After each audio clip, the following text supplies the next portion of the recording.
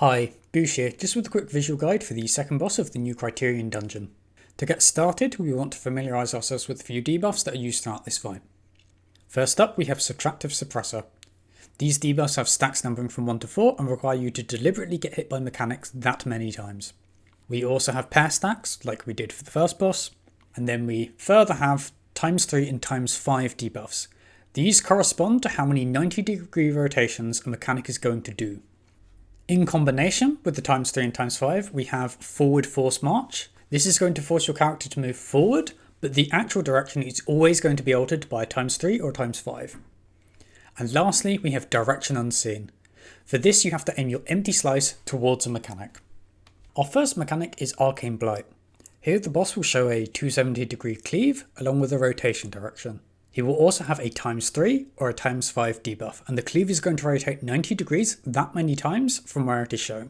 So counting the rotations, we have 1, 2, 3, or we have 4, 5.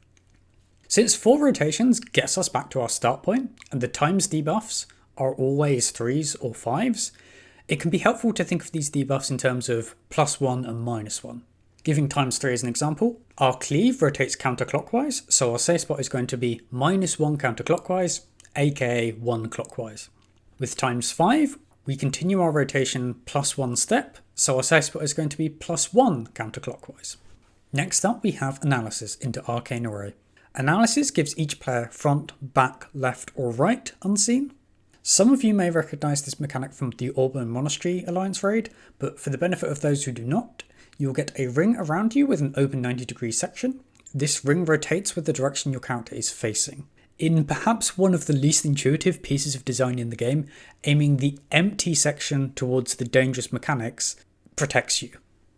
Arcane Array spawns a series of arrows, blue tiles, and a pair of orbs. The blue tiles start on an arrow and will carve out the arena in that direction until they hit another arrow, which will change their direction, or until they hit a wall. This effectively leaves a safe lane in which to operate for this entire mechanic. The orbs will explode when hit by a blue tile, with one at the start of the mechanic and one at the end. Players will have to aim empty ring sections towards these orbs when they explode. Halfway through this mechanic, the boss will cast an Arcane Blight. After the Arcane Blight, players will get rotation markers above their heads and have ×3 or ×5 debuffs. This resolves after the final orb explodes, so aim your ring as normal for the final orb explosion. Once the final orb explodes, the boss will tether the players and they will have to aim their empty ring section towards the boss, accounting for the rotation and their times debuff. Next up, the boss will cast Planar Tactics. This spawns a 3x3 grid of mines with one corner missing. Players will have a Force March debuff in combination with a ×3 or 5 debuff.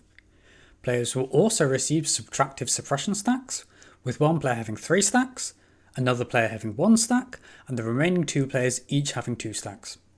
2 random players will also get pair stacks. Let's start with the Force March part of this mechanic. Players will want to Force March in a line to hit mines for their suppression stacks. This means they will have to face perpendicular to the direction they want to go. So, giving an example, our samurai wants to go north, and they have counterclockwise rotation and a ×5 debuff. This means they're going to Force March +1 counterclockwise to the direction they are facing, so they need to look 90 degrees clockwise from their desired direction, in this case east. The rotation goes off, and they continue straight in that direction. To deal with the suppressor stacks, we will want 3 to stand far from the group and march perpendicular to them. This eliminates one row of mines and makes it so that the rest of the group can march from a particular side to resolve their stacks. Since the mine pattern can be rotated, we will always orientate so that the 2s and the 1s are marching from the side where the missing corner is to their right, with the 1 marching along the column with the missing corner. The difficulty comes in coordinating these marches so that the pair stacks, which occur immediately after the Force March, resolve correctly. The secret to solving this is realising that there are actually only 2 types of pair patterns. Those where odd number suppressor stacks have the same pair stack state, that is to say both or neither have pairs, and those where odd numbered suppressor stacks have the opposite pair stack state. This distinction also applies for even suppressor stacks for what it's worth. So let's solve for the same patterns first. Here the 3 and the 1 both have, for example, the pair stack, and so do not want to end up next to each other at the end of their force marches. To this end, they both must start on the same side of the arena. That is to say, the 3 stack needs to start their march from the right side. 2s will want to space apart, with the middle column 2 biasing towards the 1 stack player, so that they end up within a pair stack with the 1 stack player.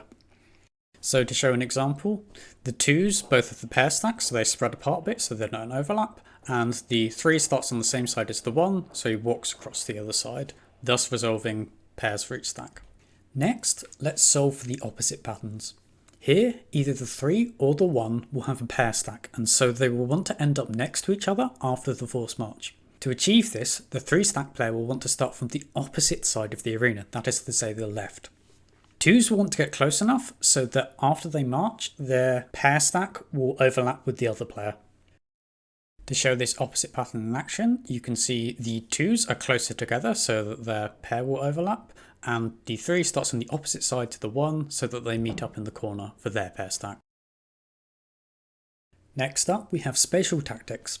Each player will get 1, 2, 3 or 4 suppressor stacks. Blue tiles and arrows spawn along with 1 orb and a collection of cubes. The orb explodes as before and always removes 1 of the stacks. The cubes will explode in a cross pattern when hit by a blue tile, and players will want to be hit by these to cleanse the remaining suppressor stacks. As before, the blue tiles will leave a safe lane to operate in. Adjacent the middle square, there will be 1 tile with no cubes next to it and 1 tile with 1 cube next to it. The 3 and the 4 stack players will want to position in this tile with an adjacent cube. The 2 stack will want to stay in the middle for the entirety of the mechanic. The 3s and 4s will immediately get hit by a cube. After this, a cube explodes, hitting the tile with no adjacent cubes. Once this happens, the 1 stack player can move into this tile with no adjacent cubes and be safe for the rest of the mechanic. Next, the 3 and 4s will get hit by another cube. 3 can stay in this tile, they're fine, they've resolved their stuff now. But following this, the 4 stack player needs to position near the edge of the arena to prepare for their final cube. The 2 player then gets hit mid, and finally the last cube goes off at the edge of the arena hitting 4. Technically, the 4 stack player might be able to run to the middle to be hit by that cube, which is slightly better for uptime, but since it is immediately after the cube that they just got hit by, the timing is a bit tight, so I would advise against it. After everyone's cleansed their stacks, the boss will then cast an Arcane Blight to finish off the mechanic. For the final mechanic, we have Constructive Figure.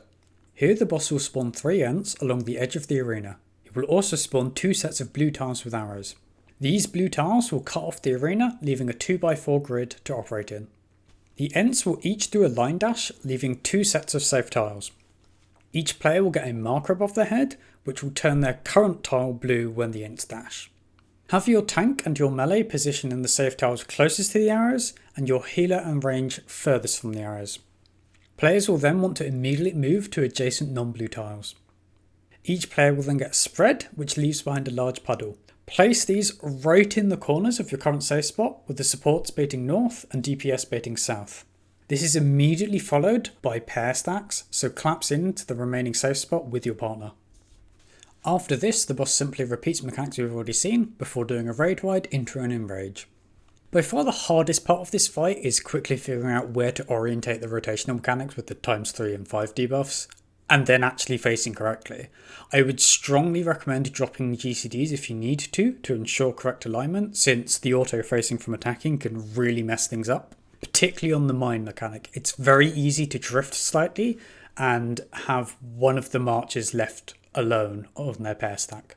With that said, thanks for watching. If you found this guide useful, please consider dropping a like and a subscribe, and until next time, see you around.